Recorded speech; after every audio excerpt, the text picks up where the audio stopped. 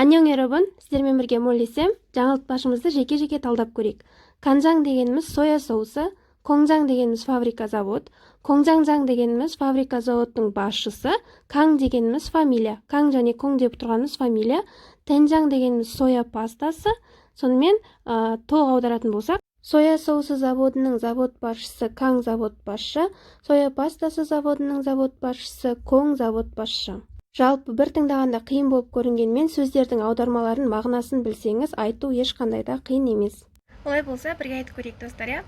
간장 공장 공장장은 강공장장이고 된장 공장 공장장은 공공장장이다. 간장 공장 공장장은 강공장장이고 된장 공장 공장장은 공공장장이다.